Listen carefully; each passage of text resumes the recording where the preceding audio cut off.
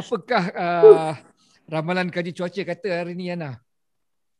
Uh, Walaupun ni satu perkongsian sepatutnya Abang nak dapatkan daripada saya, tapi saya rasa mungkin saya akan lebih banyak belajar daripada perkongsian ni daripada siapa-siapa yang melihat ni lah, insyaAllah. Okey. Wow, baik sekali. Kita tengok ramalan tu betul ke tidak. AJL 25 tahun apa? Saya lupa. 2010 Oh, 2010. 2010. Wow, dah 11 tahun Betul? Sekejap masa berlalu. Sangat. Ha. Wow. Industri muzik ni orang yang dah melebihi 5 tahun dia akan jadi tua. Dia dah kira tua dalam industri muzik. Industri muzik dia hanya muda untuk 2-3 tahun pertama. Macam sekarang ni Aiman Dino pun dah tua. Betul? Hakim Rusli lagi setahun dua lagi pun jadi orang tua. Lagi ada sekarang ada siapa-siapa yang baru kan. Okay. Okay, so sebenarnya AJL yang tolong ingatkan aku tu, dia telah merubah AJL sehingga ke hari ini. Anda setuju tak apa yang saya cakap? Secara personal, secara peribadi memanglah, sebab itu antara perkara yang menempatkan juga dalam industri lah. Tapi rasa macam tiap-tiap tahun orang mesti akan ada orang komen certain tahun tu adalah macam yang paling best bagi diorang. Setiap individu tu punya favourite year diorang sendiri. Bagi Ana pula macam setiap tahun ada je lah orang akan membawakan kira macam mengimbau kembali lah tahun Ana tu menang macam out of nowhere, kira macam underdog gila-gila semua tu. So benda tu macam dah biasa, tapi personally memang Ana rasa tahun Ana tu memang kira persaingan dia sangat-sangat sengit. Semua macam kira macam geng-geng sendirilah daripada zaman-zaman underground semua tu. So memang yelah, bias to say, tapi it was the best year lah. Dari segi judging pun, dari segi penjurian dia pun, pada saya itu antara penjurian yang paling best sekali. Ya, bang. Sebab tu yang saya cakap tahun 2010 tu AJL ke-25 tu merubah AJL. Bukan hanya untuk diri Ana, tetapi pada saya, pada pendapat peribadi je. Okay. Bukan privilege information yang saya dapat ketika saya pernah menjadi juri. Dan tahun tu saya tak jadi juri. Tak. Ini saya punya own personal info dan saya punya personal opinion lah. Dia merubah macam mana tau. Pada saya, juri yang pada tahun Ana tu ialah juri yang qualified sangat lah. Okay, tengok. Dia punya ketua juri dia siapa? M. Nasir. Kat Malaysia ni, hakikatnya, siapa yang lagi qualified daripada M. Nasir untuk jadi ketua juri? Sukar nak cari orang yang lebih tinggi kelayakan daripada dia daripada segi muzik. Betul. Dan sejak pada tahun itu, dia dah takkan dipanggil lagi jadi juri. Adakah ini salah saya? Dia dah tidak lagi dipanggil menjadi juri, malah jauh sekali menjadi ketua juri kan. Dan pada tahun 2010 tu, Ahmad Nizam Omar pada hari kemenangan Ana tu ialah hari-hari pertama dia bekerja sebagai jawatan dia tu, CEO of TV3 atau Media Prima, saya lupa lah. Okay. Alright. So dia baru masuk kerja, tak sampai seminggu, mungkin hari pertama, dan kemenangan Ana tu telah diumumkan, dan dia terpaksa berjawab dengan ramai orang, macam mana Ana boleh menang? Don't get this wrong, Ana. Okay, no problem. Because I feel that you should win. And then I feel that yang the judges pun memang qualified. Okay, siapa lagi ada? Pacai. Hafsah Hassan. Yes. Andy Flop Poppy, yang mana mereka semua composers, lyricists, professional yang kerja full time. Ada beberapa orang lagi yang saya rasa memang selayaknya lah. Dan kerana ia adalah pertandingan lagu, bukan pertandingan popularity, saya rasakan the judges basekan keputusan mereka berdasarkan kepada quality pertandingan sesebuah lagu. Saya sendiri pernah jadi judge dalam beberapa banyak tempat lah. Ada lagu-lagu yang kita tak faham, kita tak tahu kenapa, tapi bila kita bagi permarkahan dari segi matematik, lagu tu menang. Lagu tu akan menang. Sebab apa? Okay. Dan saya rasa, adakah ia selari dengan macam cara kita menginterpretasi muzik? Adakah matematik itu wajar diambil kira apabila kita cuba untuk menilai sebuah lagu? Pada saya, ya. Kita kena gunakan matematik untuk menilai segalanya. Okay. Macam mana? Kenapa pula? Okay. Ana setuju tak kalau orang cakap, Ana, art ni subjektif? Setuju. Ana setuju Kenapa Sebab macam kita punya taste lah. Kita punya personal preference kan. Setengah orang suka pedas, setengah orang tak boleh tahan pedas. Setengah orang tak suka pedas.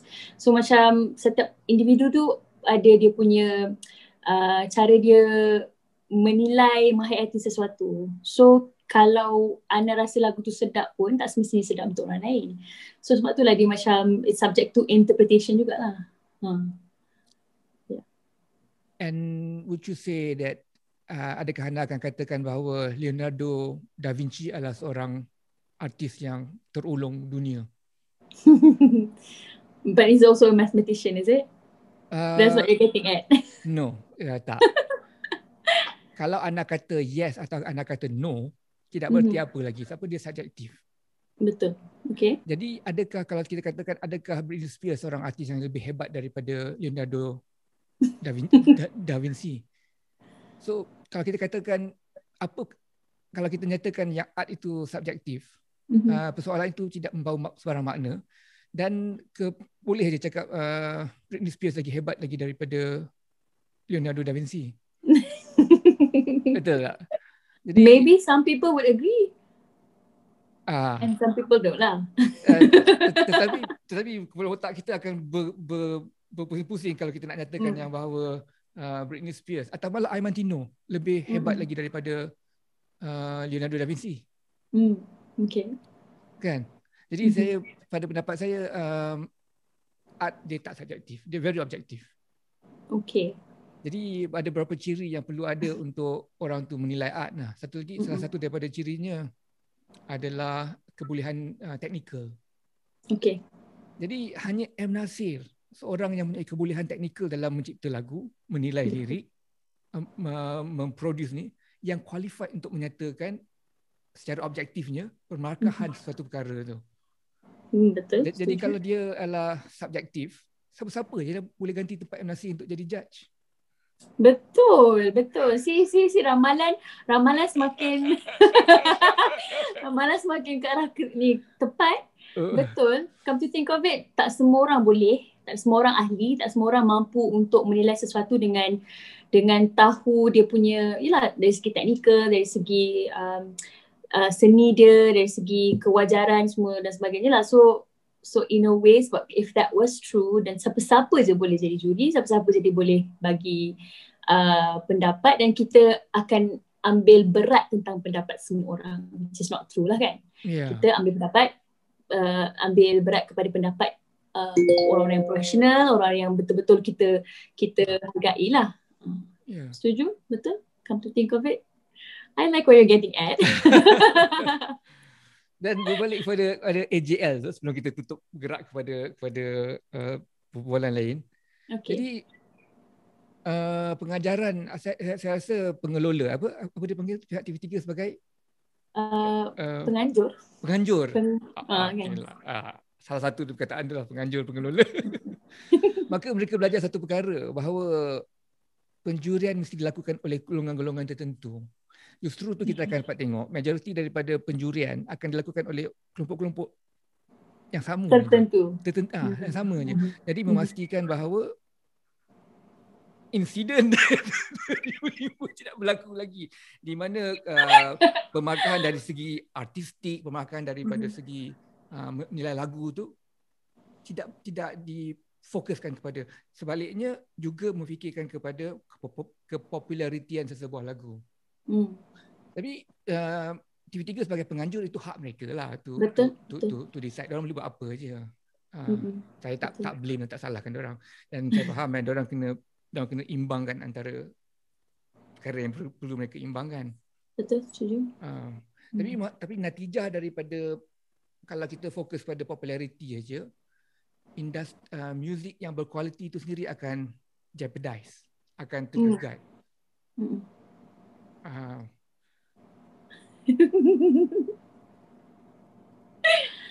Setuju? Betul. Yang nak tanya Ana jugalah pasal penyeluk saku. Tolong ingatkan aku kisah kau tersedar dengan saku penyeluk masa. Kenapa ni pun boleh terlupa pula. Kenapa dengan saku penyeluk masa? Ada soalan-soalan spesifik ke ataupun nak saya sampaikan apakah? Sebenarnya apakah itu saku penyeluk masa? Okey. Ni lagu ni dalam 12 tahun yang lepas tau. Ketika saya masih lagi muda dan naif dan mungkin I thought I was being smart or experimental, tak tahulah kan. Tapi ketika itu saya beranggapan bahawa orang kalau penyeluk saku, dia seluk saku, dia ambil duit. So kalau penyeluk masa, dia seluk saku, dapat masa.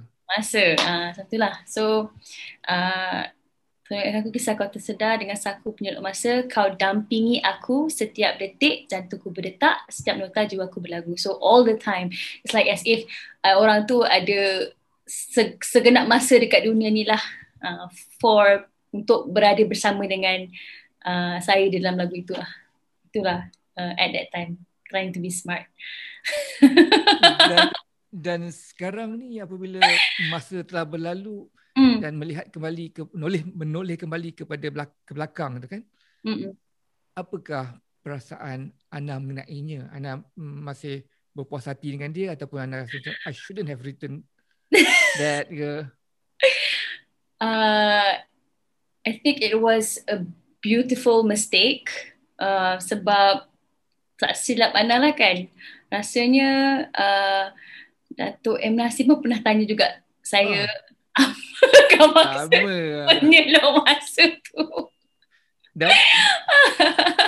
And I rasa Ana explain the exact same thing kot, yang penyeluk masa, kalau penyeluk saku, seluk saku ambil duit, kalau penyeluk masa, seluk saku ambil masa, something like that lah kot. Benda like pickpocket kan. Tapi ketika itu, like I said, 12 tahun yang lepas, lagu Tolong Ingatkan Aku tu bermula dengan sebuah puisi yang saya lagukan. So itu mungkin tak tahulah, a little bit of a quirk ke saja, just nak letak benda tu walaupun it goes against logic ke, tapi bila kita cuba untuk linkkan kembali, even though it's memang susah, tapi somehow bagi Ana, okay lah, it was the right choice at that time. Mungkin. Banyak lagi tak beautiful mistakes yang macam ni yang Ana tersedar dan Ana rasai telah alami? Dari segi songwriting? Ya. Itulah, come to think of it, sebenarnya lah kan, sebagai seorang penulis lirik kan, even though kita macam diberi satu tanggungjawab untuk meletakkan maksud kepada lagu itu, macam it's not instrumental, you want to menghembuskan nafas kepada sesuatu lagu tu supaya dia hidup, supaya dia bernafas, dia macam kita boleh kenal wajah dia dan sebagainya tu. So of course dalam nak menulis lagu tu memang akan jadi lebih partikular lah dari segi pemilihan apa benda nak buat ni. Ada banyak instances juga yang Ana ingat, bila Ana nak pilih satu perkataan tu, I end up choosing the one yang sengaja je macam people will expect this word, tapi I don't want to give them that satisfaction. I want to use something else. That connection was so strong sampai Ana rasa macam ada orang cuba balik bukan nyanyikan lagu tu balik, macam cuba macam just nak recollect balik lagu tu, dia akan pilih that word yang Ana cuba avoid sebagai untuk ceritakan pasal lagu tu. Macam one of my songs ketika aku kecil ni, dia punya lirik dia kena nyanyi balik apalah brainstorm.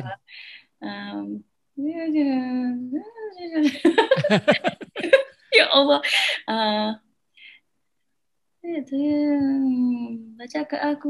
Wajarkah aku berdepan dengan sesuatu pilihan yang tak Wajarkah aku berdepan dengan sesuatu pilihan yang tak berani aku putuskan. Mana perlu lebih bimbang antara kisah berulang ataupun dia berundur dan menghilang.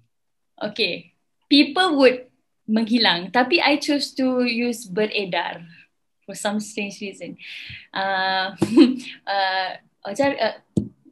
Mana perlu lebih bimbang antara kisah berulang ataupun dia berundur dan beredar. I choose to have that ber and in the lyrics instead of menghilang, which is it rhymes kan, tapi and kita tahu orang akan expect untuk kita untuk pakai menghilang tu, tapi I choose to pedulikan, aku nak pakai berundur juga, beredar juga, something like that. Sorry. Tapi dalam recorded version adalah beredar. Macam mana yang menghilang ni boleh keluar balik? Bukan. Itu orang yang cakap. Orang sendiri yang my instances lah kan, dia quote that song in the tweet, tapi dia tak pakai beredar, dia pakai menghilang.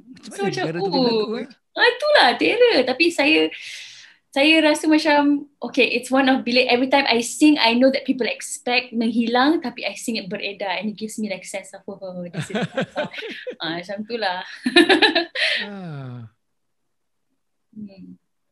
Ya. Kadang-kadang salah satu daripada kerja kita apabila salah satu daripada pemikiran kita apabila kita menghasilkan sesuatu ialah untuk mengelakkan pada klise kan. Klise, betul. Dan orang punya expectation.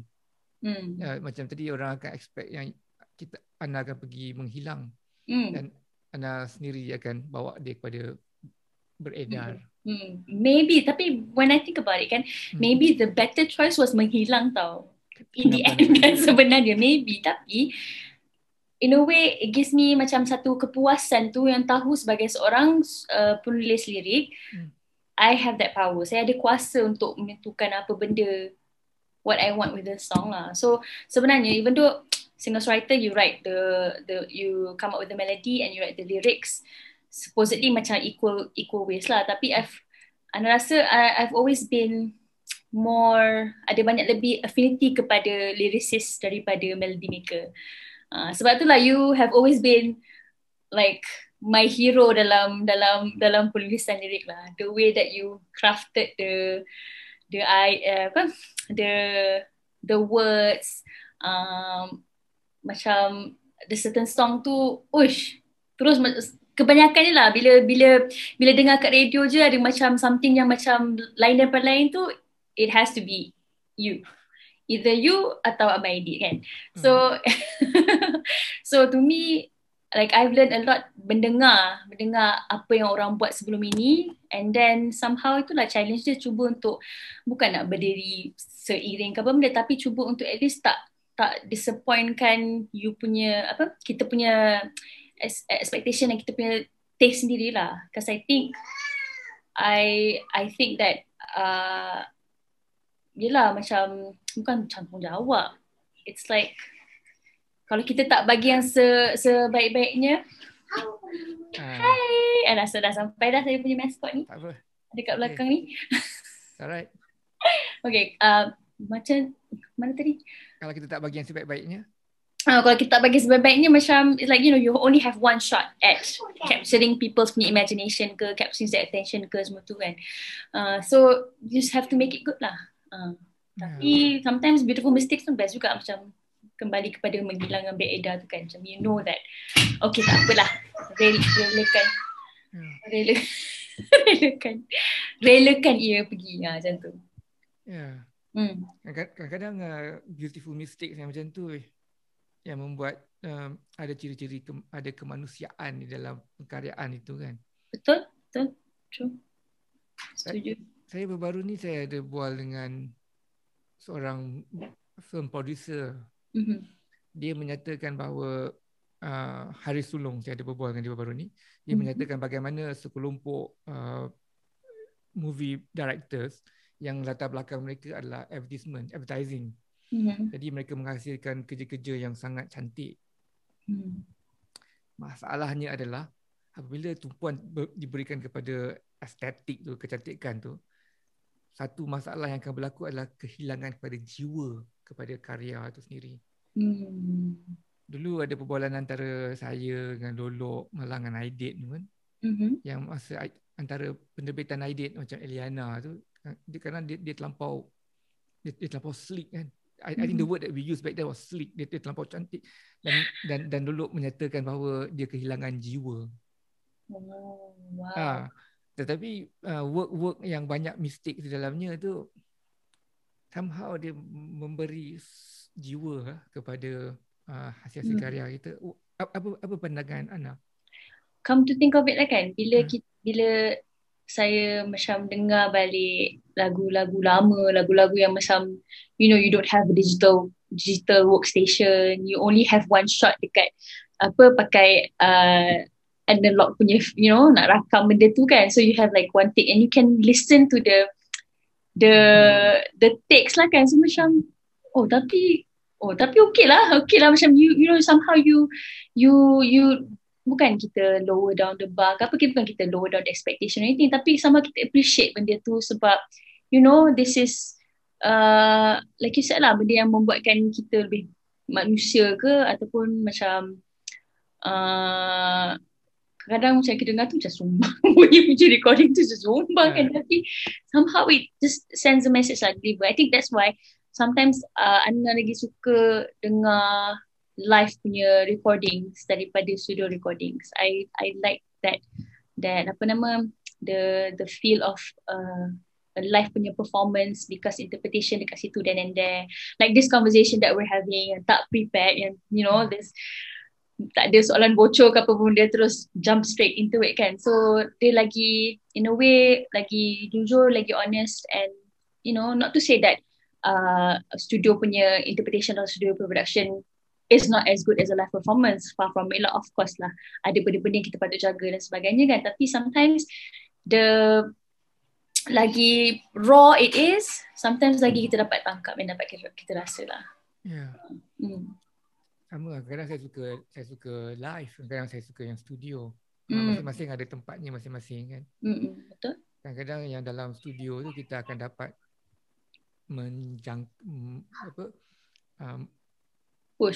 memikirkan apa yang the producers and the artists cuba lakukan dengan sedaya upaya, dan yang live pula kita akan dapat tengok sudut-sudut lain daripada artis tu. So dua-dua tu kalau boleh nak ada yang live version, nak ada yang studio version pun lah. So this is one, macam ada satu persoalan lah kan, like kalau kita macam setengah orang, ada satu band ni tak silap lupa, tapi dia studio recording dengan dia punya live tu semua lain-lain. Dia punya macam instrumentation tukar ke apa, tapi dia tak akan buat sama dengan apa yang dia dah record dekat dalam studio. So I think macam, tapi nanti kadang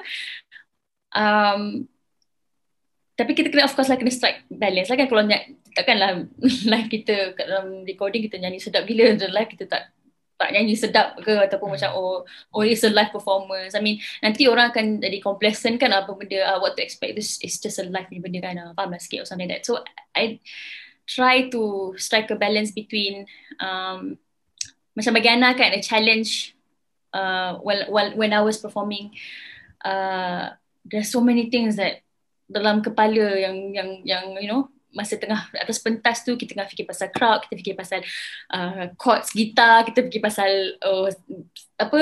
hitting the right notes and whatnot semua tu. There's a million things that goes in your mind. Anything can go wrong. But I noticed that if you think something is going to go wrong, it will. It ends up like macam everything dah perfect dah. Okay, I'm doing this right. I'm doing this right. Until the very end, tiba terkucil ke ataupun lupa lirik ke semua tu kan. So after a while tu you start to realize that tak apalah what to do. I mean like, you know, you can plan, but in the end when it's bound to happen, it's going to happen anyways like that. So yeah. Yes. Itu ke Murphy's Law? When things can go wrong, will go wrong. Aduh. Macam Ana sini kalau cakap pasal penulisan Ana. Ana adalah seorang yang dalam English kan. You're also an English teacher. Ana mempelajari English dan English literature. Macam mana saya cakap ni? Saya berpendapat bahawa saya berpendapat bahawa orang yang mempunyai latar belakang English akan menulis dengan lebih baik, akan menjadi seorang penulis yang lebih baik walaupun mereka menulis dalam bahasa Melayu. Okey. Yang pendapat ini diasaskan melalui saya punya pendapat ini.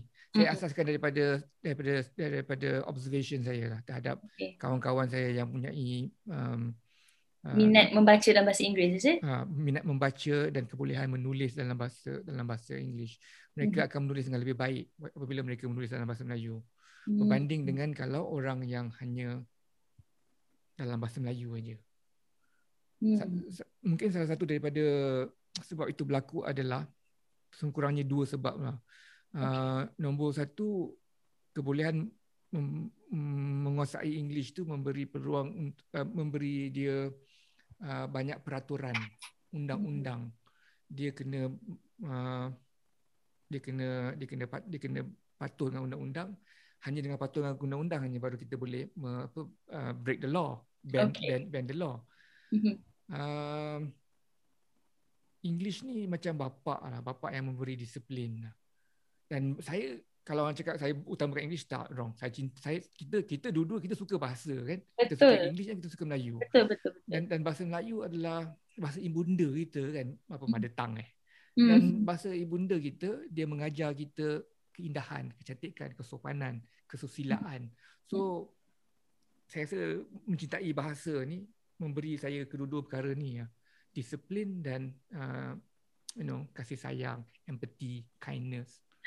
So English is kira macam the father and Malay is the mother lah, yang mendidik kita dengan kasih sayang. Lepas tu ayah tu dengan kegarangannya, you have to follow the rules.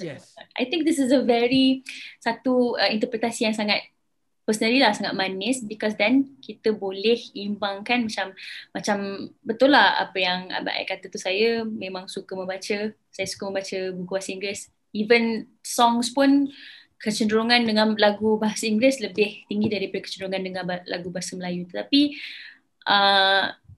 saya lagi banyak menulis lagu dalam bahasa Melayu apabila kira macam bila dah start realize yang sebenarnya you can actually boleh tolong isikan tempat kosong kepada kekosongan-kosongan yang ada tu, macam dekat dalam pembendaraan lagu Melayu lah mungkin. So keinginan tu dan rasa macam I can do this, saya boleh buat, saya boleh bukan just lagu macam ni, kita perlukan lagu macam ni tapi dalam bahasa Melayu maybe or kan.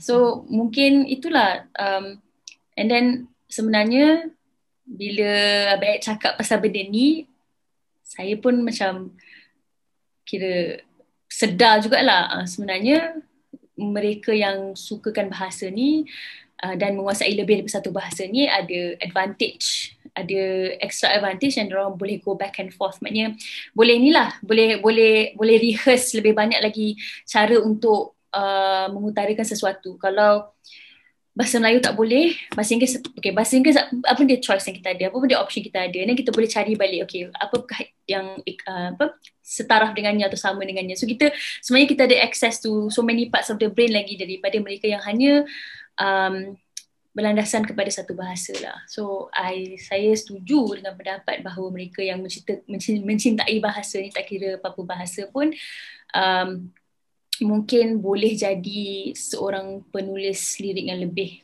kuat lah, lebih banyak, kira macam dia punya peluru maybe, like weapons in the arsenal, kan? Betul.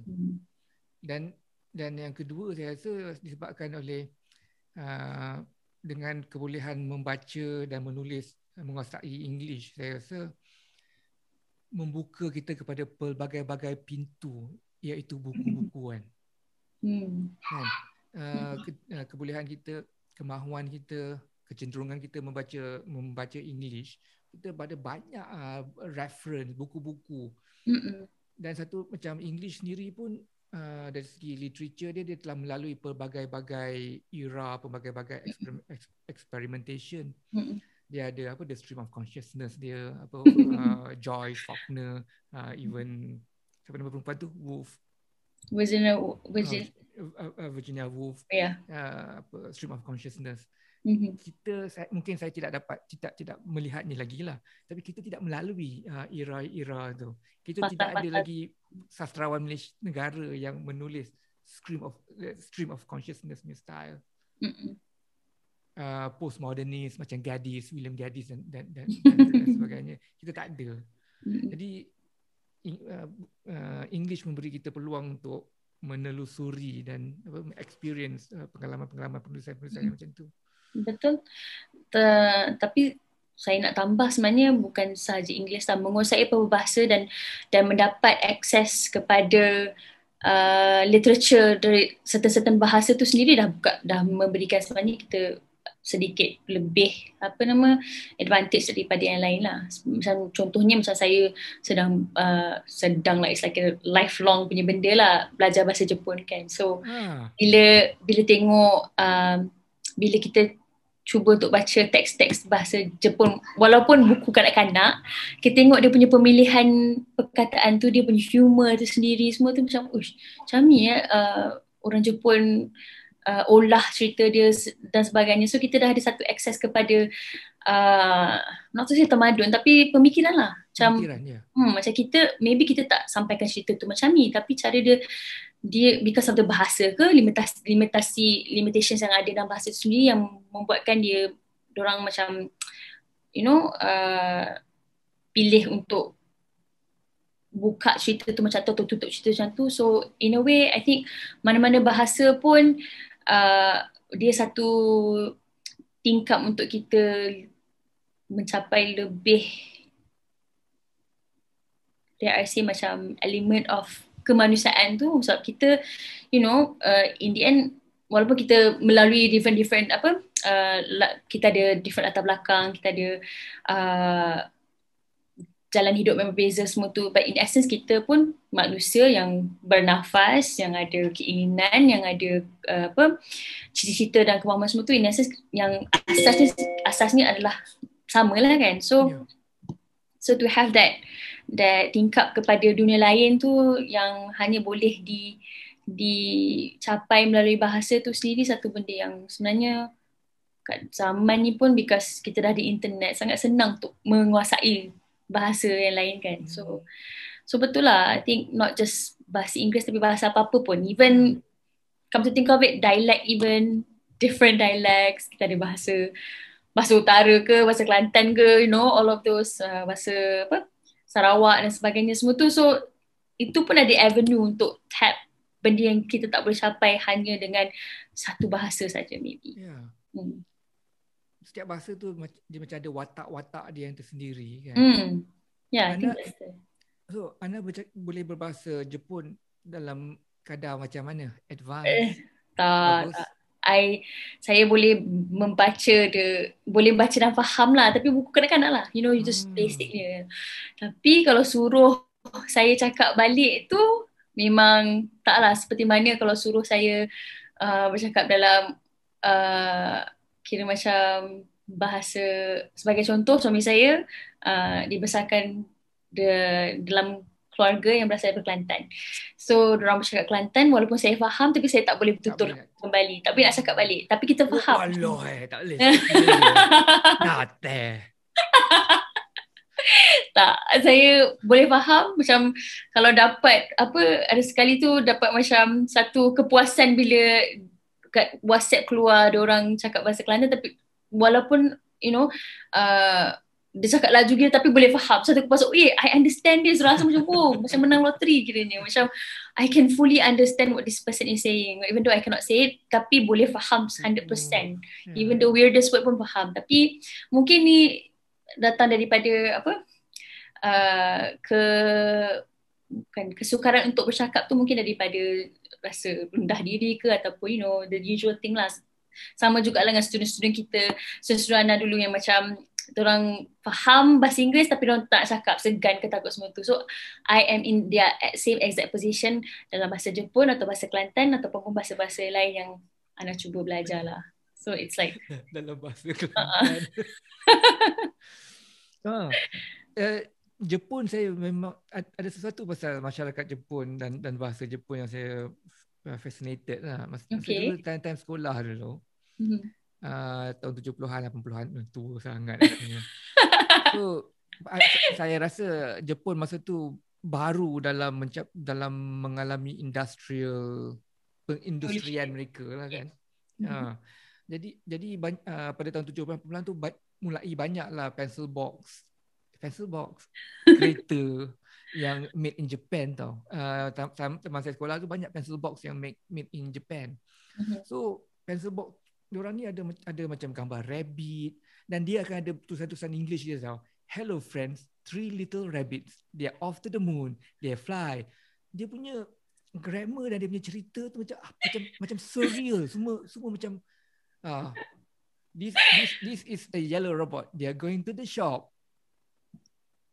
Satu macam macam and swim they will. Macam apa ni? Kenapa diorang punya keteraturan cerita tu macam pelik, macam surreal. Jadi adakah dia lost in translation ataupun memang orang Jepun ada weird sense of humor? I think maybe dia punya target market dia tu budak-budak. So this is macam as a matter of fact je kot. Cuma nak sampaikan macam tema-tema dia robot, rabbit, for kids. It's meant for kids. So mungkin bagi kita kita tengok semua tu macam kita rasa macam mungkin tak klik dengan kita because kita tak expect benda tu kot. Or maybe this is like in 70s kan. Sekarang ni pelik juga. Ada lagi ke pencil case tu? Dah tak ada lah sayang. Dan kalau kita tengok balik, katalah Jerman punya pula, kan diorang the Grimm Brothers yang kisah-kisah Gretchen and apa tu, kisah-kisah kanak-kanak tu violent gila, very dark sebenarnya tu. Itu tu memahami bahasa-bahasa yang berbagai tu memberi kita understanding kepada psyche bangsa tu kan. Macam antara novelis yang saya suka ialah Kazuo Ishiguro. Ana familiar? Remains of the Day kan? Remains of the Day. Dia adalah satu orang Jepun yang pada ketika usia dia 6 tahun parents dia berhijrah dari Japan to Britain. Jadi apakah bahasa dia yang sebenarnya daripada 6 tahun, maknanya bahasa dia adalah balance between English dengan Japanese. I would suppose lah. Tapi kalau dibesarkan di Britain, English dia pun bagus. Akibat daripada pemikiran yang macam tu, kita boleh tengok macam Remains of the Day, antara buku yang paling saya suka sekali. Satu Never Let Me Go. Dan satu lagi The Unconsoled. Saya tak baca lagi buku tu. because of dia menulis dalam bahasa English dan dia mempunyai otak Jepun, jadi cerita-cerita dia lain. Dia membawa lukisan kehidupan yang berbeza daripada your other British writers. Lepas tu macam Vladimir Nabokov, throwing name macam pandai sangat lah. Nampak kan? Okay. Tapi nak buat macam mana? Macam Vladimir Nabokov ialah Russian. First language dia Russian. Dan dia menulis antara buku yang memorable, Lolita. Ke situ, okay. Dan because of dia punya Russian background, dan bila dia menguasai English, the world of the story yang dia lukiskan tu memang pelik. Sebab Lolita, this guy jatuh cinta dengan budak girl 14 year old kan. And then macam mana kita baca tu beautifully written in terms of language. And then try to understand the mind of a man ketika tu. So kita dua-dua bersetuju bahawa bila kita ada akses kepada more than one bahasa tu sebenarnya kira kita boleh jadi lebih perkasa lah kan, lebih cekap, lebih mahir, lebih banyak windows of opportunity, windows of interpretation. Ya, betul. Dan bila saya tengok tulisan-tulisan Ana, obviously Ana adalah seorang pemikir dan penulis yang natural. Dan saya rasakan strukturnya memang English kan. Setuju, betul. Saya rasa to have you pointing it out sangat memang mungkin yalah bertepatan lah in a way, sebab dari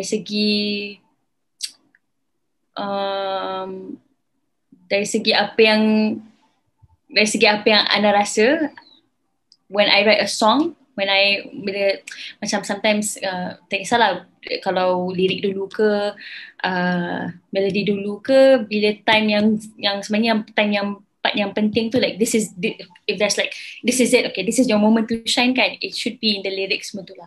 And then rasa sebab mungkin daripada kecil memang suka baca buku bahasa Inggeris, walaupun banyak je buku kelab kenari baca juga bahasa Melayu and whatnot semua tu kan, tapi mungkin dia punya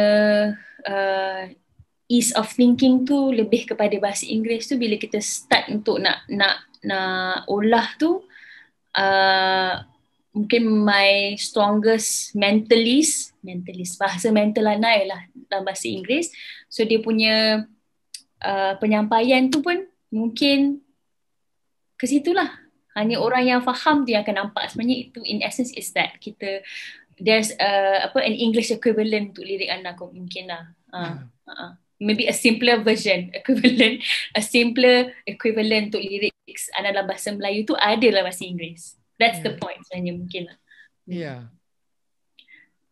Yang best buat bahasa Melayu adalah, pada saya, dia masih lagi uncharted territory. Banyak lagi yang kita boleh eksperimentasikan ke atas bahasa Melayu. Banyak lagi yang kita boleh rosakkan lagi bahasa Melayu. Dia belum cukup rosak lagi. Dia belum cukup rosak sehingga ia menjadi seksi. Dia belum cukup rosak sehingga ia digunakan di jalanan dengan penuh keyakinan, walaupun di pavilion ataupun di pasar-pasar. Adakah Abang Ed cenderung untuk mencari the breaking point untuk bahasa Melayu? Adakah sekarang ni matlamatnya lah untuk cuba untuk break it atau menguraikannya? Saya rasa kita kena cabar bahasa Melayu. Saya rasa mesti ada orang yang perlu mencabar bahasa Melayu, mahu mencabar, dan bukan hanya satu orang tapi satu gerakan yang mahu mencabar bahasa Melayu. Sejauh mana bahasa Melayu tu boleh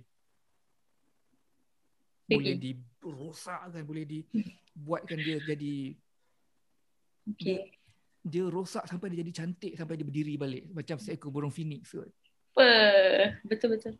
Antara latihan yang saya suka buat, walaupun macam sekarang ni macam tak berkesempatan untuk tulis lagu, lebih banyak lagu sendiri, tapi what I like to do is Ana suka lagu-lagu yang Ana suka dalam bahasa asing, not just Japanese. Japanese pada Korean ke, I don't know, French or German tu. What I like to do is find out maksud dia, apa dia punya English equivalent dia. Lepas tu try untuk olah dalam bahasa Melayu. So I do have songs yang for fun lah yang Ana tulis based on dia punya the meaning, tapi cuba untuk dimelodikan dengan bahasa Melayu. And somehow kan, it's so much fun. Sebenarnya tak susah, and then okay, maybe kira macam pelik lah sikit tu cakap tak susah, tak tahu whether benda tu sedap atau tidak, tapi bila kita dapat satu kepuasan menyanyikannya, okay, this is asal dia lagu Korea tapi kita letak lirik bahasa Melayu tapi meaning dia still remain, walaupun not exactly, but dia punya essence tu, dia punya puisi, poetik dia kita cuba untuk sampaikan, kekalkan dalam bahasa Melayu. So dia punya, bila kita nyanyi balik tu, I know what this song means, I know kenapa dia nyanyi macam ni at this point, semua tu kan, with the maksud yang dicuba sampaikan semua tu. So satu perasaan yang sangat kira memang best lah to have that kind of latihan kan. And I think sebenarnya anda patut buat benda tu lagi banyak lagi, let's say untuk menggantikan kepada mungkin tak ada peluang lagi untuk tulis lagu sendiri yang yalah macam melodi dan lirik sama, tapi at least hijack melodi orang lain punya, melodi dah strong, so kita just practice writing in Malay.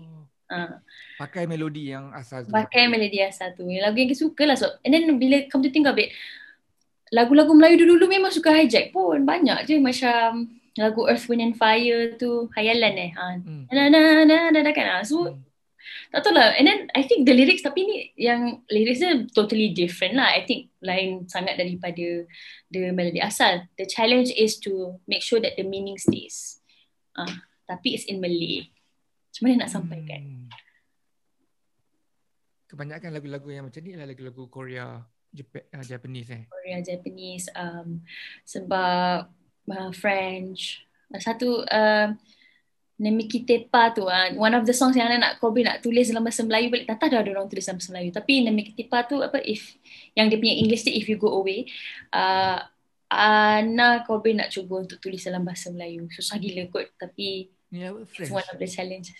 Asal dia French lah. Nemikitepa If You Go Away. So jika kau pergi or something like that. Tapi I think it's a good practice lah sebagai seorang penulis lagu untuk be flexible kan. Because if I'm not mistaken, Abang Ed seorang penulis lirik yang cepat kan. Like how cepat is cepat for you? How cepat is cepat. Terpulang jugalah. On average saya rasa 2 jam. Okay.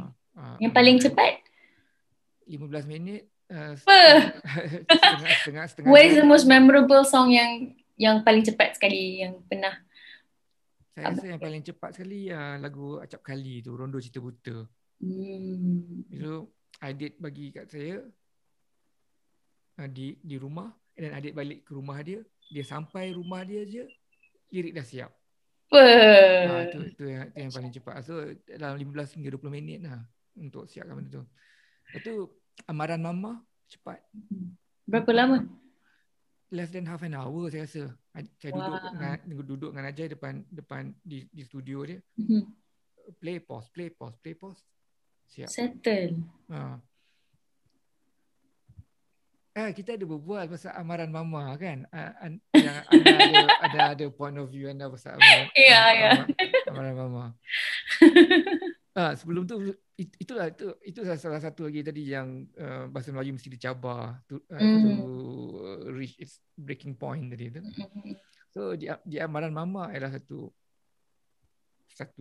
usaha yang tidak berapa sepenuh hati untuk mencabar kebolehan bahasa Melayu. Tapi adalah juga dia punya angkuh dia tu ada juga lah kat situ. Kenalah ada angkuhan. Kena ada. Kalau tidak ada keyakinan diri, letaklah keangkuhan diri. Tapi yang perbualan kita tu tak silap Ana, I think that it's fair lah apa yang when kita bila tengok balik semua tu, there are instances yang benda ni pernah dilakukan dalam bahasa-bahasa lain dan kenapa tidak kan? Why do we have to restrict ourselves to just selebihnya jika maksud yang cuba disampaikan tu lebih senang disampaikan melalui apa yang kita nak kita buat lah. So to me it's fair. Dan macam anda cakap awal tadi tu, macam contoh anda menggunakan perkataan beredar instead of menghilang. Kadang-kadang kita geli nak gunakan bahasa-bahasa yang cantik kan. Sekejap. Abadi selamanya. Abadi selamanya. Selamanya abadi. Forever, always forever. Sebab Abang Aidit pernah cakap something yang Abang Ed pernah kongsikan yang bukan not to say buzzword kan, tapi abadi selamanya tu adalah perkataan yang kita geli. Kalau boleh kita jangan pakai, jangan guna. Tapi tak silap saya lah kan, ada juga beberapa lagu yang saya dengar abang tulis, ada je. Bila dengar je, cheese. What happened to the pledge? Betul. Dia tak abadi, tak selamanya. Betul. Saya ada antara lagu-lagu yang macam tu saya buat kerana saya nak mendajal. Saya nak mendajal kan. Okey, nak ambil kau. Ada. Saya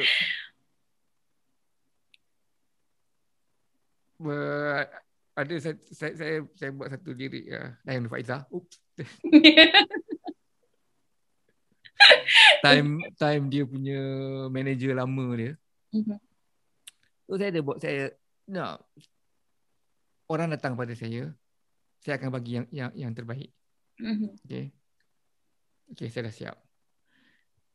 Tapi cara dia punya dia punya komen dia tu saya rasa tak kena. Bila kita panggil seorang lain untuk melakukan satu untuk kita kena acknowledge satu perkara, orang tu ada authority, orang tu kita panggil dia ada kebolehan. Kalau kita nak komen, kita kena komen dengan kita kena macam argue, ni tak masuk akal lah cerita ni kenapa macam ni, contradict. You kena argue, bukan you tak boleh cakap I tak suka perkataan ni, I tak suka perkataan ni. You know? Okay. Macam I tak suka perkataan materi, ni buang, perkataan ni buang. Why? Kenapa kau nak guna buang perkataan tu? Perkataan ni orang tak faham, ataupun perkataan ni tak common. Okay. Asalnya kalau orang cakap apa-apa, saya tukar. Saya tak argue dengan orang. Okay. Tu saya cintaku abadi selamanya suci murni. Engkau umpama cahaya. All those clichés kan. Bila saya dapat komen tu, saya ambil, masa tu saya ada di kedai makan, saya ambil tisu dan kertas, saya tulis atas tisu. Tu saya bagi kat Odi, ni bagi ni lirik kat dia. Semua tu ada lengkap. Okay, approve. Yang dinyanyikan oleh dengan Tompi lah tu. One of the So pendek kata saya nak dajalkan dia punya manager tu lah. Tapi tu yang lepas kan? Itu yang lepas. Tu bila orang tengok balik, kita gelak, ambil kau kan. That's the story. Okay. Dan manager tu pun dah tak ada lagi dalam industri muzik. So you have to respect. Ini first time saya. But ni hakikatnya, kalau kita tak respect orang, orang akan bagi kau apa yang kau kena baliknya. You have to that's how it is. Dan ada satu kesalahan lagu Odi jugalah, Maya Karin ke, yang mana instead of menggunakan perkataan jiwa, saya telah menggunakan perkataan tu raga. Okay.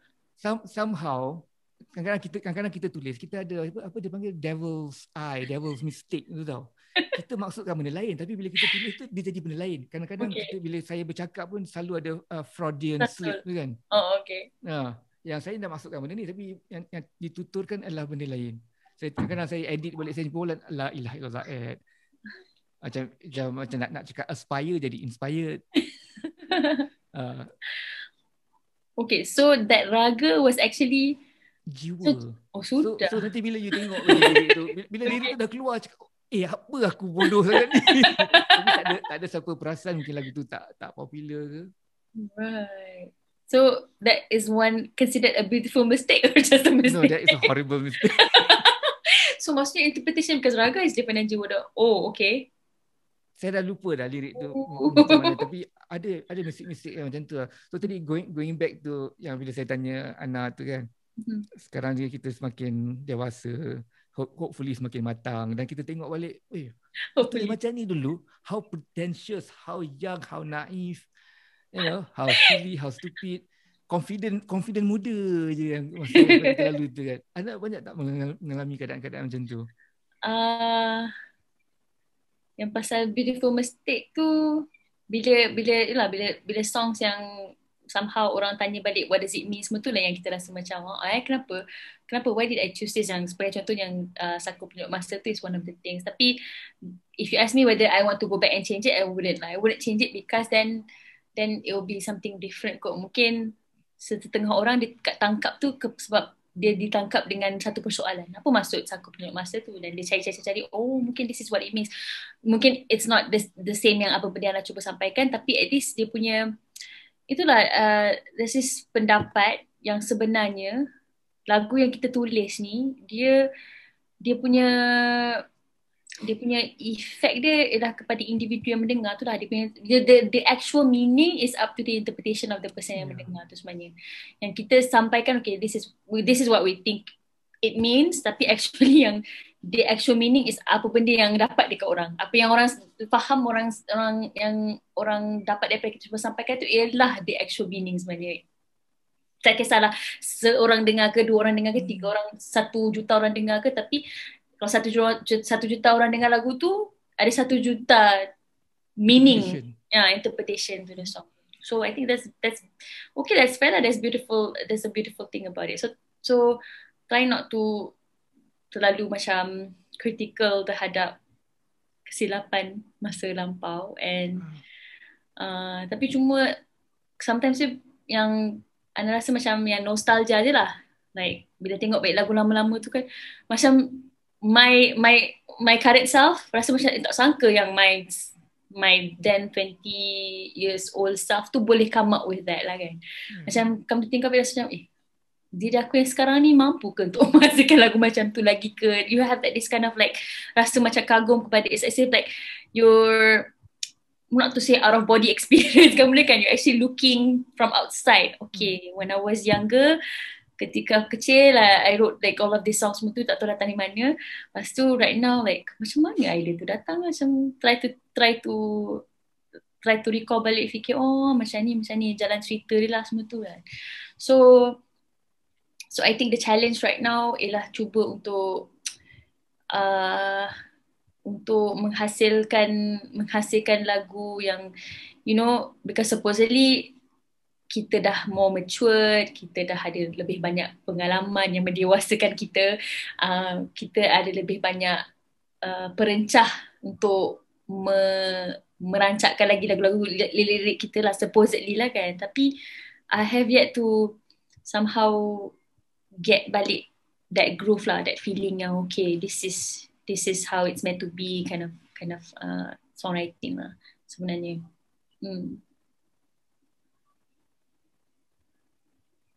Kedewasaan tu semua, apa ayat dia, menjadi penghalang ke agaknya, Ana, apabila kita masih muda lagi, kita belum banyak pengalaman dan pengetahuan, jadi kita boleh buat benda macam-macam. Betul. Kita dah lebih mature. Aku dah buat benda tu dan aku rasa benda tu salah tu, dan kita takkan buat lagi benda macam tu. Menjadi lebih dewasa ni, menjadi matang ni, adakah dia bagus untuk seorang penulis? I think it can go both ways lah. Come to think of it, sekarang ni macam bila kita dah lebih banyak kita tahu, lebih banyak kita rasa takut untuk untuk bertindak, maybe like macam dulu mungkin sebab kita kehidupan kehidupan kita tu sebenarnya berlaku dalam minda. Macam you want this, like, so the imagination tu macam sebab kita tak pernah merasa lagi the actual thing, so kita semuanya berlaku dalam pentas the stage yang kita dah set up dekat kotak kita berangan ni, kita berangan tu, okay, this is what it means, maybe this is how it feels tu. So with years comes experiences, comes more reading, comes from stories from other people. Kita lagi banyak tahu, kita lebih so mungkin kita lebih critical untuk timbulkan satu pentas dalam minda kita untuk create situation yang kita boleh sampaikan certain lagu tu lah. Macam I think more or less dia lebih kurang sama dengan orang kata macam it's hard to write songs when you're happy. Macam kan lagu sad songs yang lagi senang nak buat lagu sedih bila kita dalam keadaan yang not to say tak terurus, macam putus cinta ke apa benda semua tu kan. It's easier like bila dah happy that you have good life, you have kids and whatnot tu kan, nak come up with something tu yang dia tak macam tak kena lah. Maybe I'm having that kind of situasi di mana like I would want to sampaikan certain songs tu, tapi dia dah tak kena dengan jiwa sekarang ini. What else masa like 10 tahun atau 11 tahun yang lepas tu, you have so many hello, you have so many opportunities untuk melayangkan minda kepada so many different situation. Itulah. Okay. Ni ada. Hello, handsome-nya anak. Hi uncle. Hello. Say hi. Hi uncle. Hi. Berapa umur awak? He's gonna be 3 tahun. It's me. Huh? It's me? That's not you. That's Papa and Mama. Okay, alright. Thank you. You want to go to Papa? Okay, let's go to Papa. See you in a bit. Saya sangat-sangat berharap bahawa anak saya yang seorang ni seorang yang musical jugalah, supaya dapat menyambungkan kira macam legacy mak dia, insyaAllah. Itulah. So dia sebenarnya dah dapat lah tanda-tanda tu, sebab dia suka makan, jadi dia akan come up with songs untuk semua benda-benda yang dia nak makan. So for example, dia nak minum air, thank you, dia nak minum air, so dia akan lagukan blue juice, blue juice, blue juice, blue juice, blue juice, ataupun chocolate cookie, cookie, dia akan lagukan sendiri. Saya tak tahu dia dari mana, dia datang dari mana. So mungkin adalah situ legasinya. Okay, alright, thank you Ariel. Dulu masa tahun in the noughties dulu, tahun 2000-an, 2005, 2010 kan. You all ada main satu game ni tau. You, Aidit, Andy, Flop Poppy, yang macam korang main game buat lagu. Okay. Kan? Dalam dalam satu jangka masa ni berapa lagu yang kita boleh bikin. Lepas tu tadi Ana cakap Ana akan dengar lagu-lagu foreign language dan Ana akan cuba translate lagu tu. Game-game macam ni yang kita kena ada tau. Patutlah, betul lah. Kita patutlah. Saya buat melodi, Abang Air buat lirik lah. Okey, atau saya buat melodi, Ana buat lirik. Okay.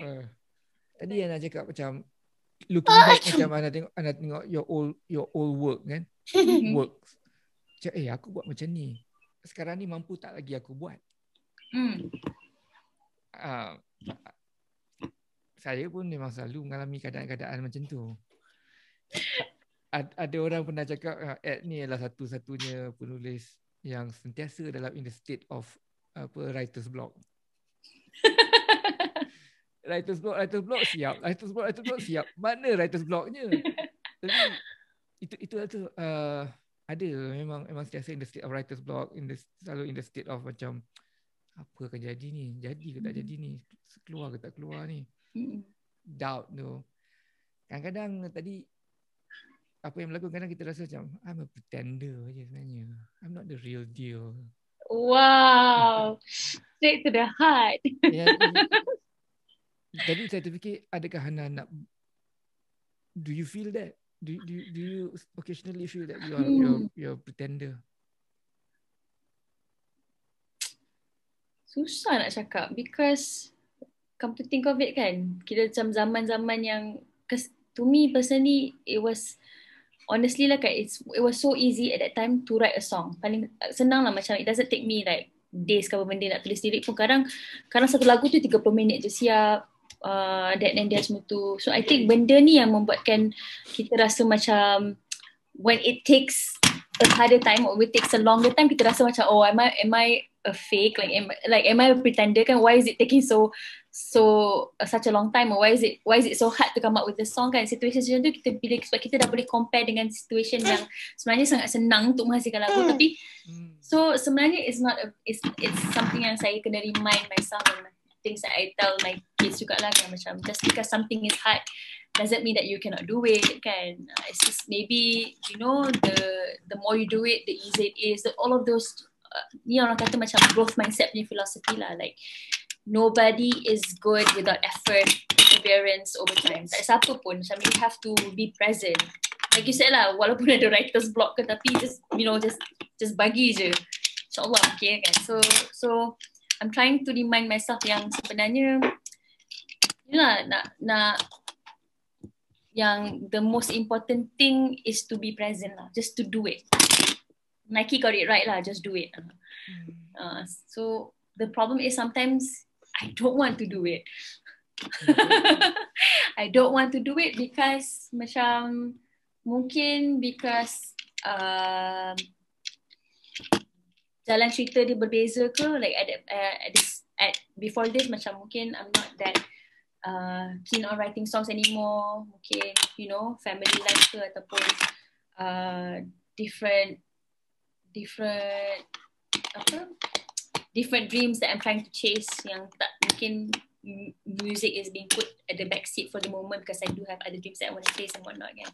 Yeah. So sometimes bila rasa macam rindu tu, bila rasa teringat balik tu, of course lah you would take out the guitar ataupun just hum the melody and whatnot tu. Ada je songs yang come out semua tu kan. Tapi maybe I just needed something yang untuk betul-betul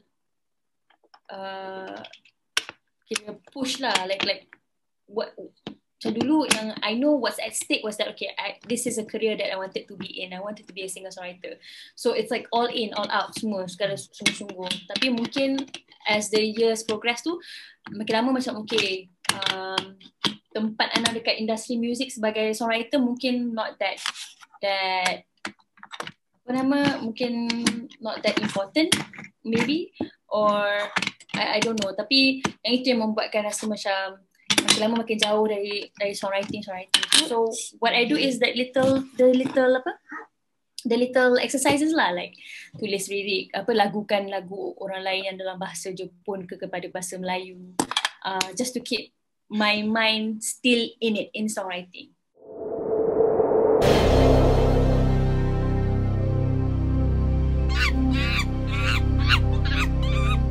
Anda yang belum subscribe lagi, saya harap sudilah hendaknya anda subscribe agar menjadi pendorong untuk saya meneruskan menjalinkan hubungan rambang. Ingat, menjalinkan hubungan rambang adalah pengalaman yang mendewasakan. Ingat, menjalinkan hubungan rambang adalah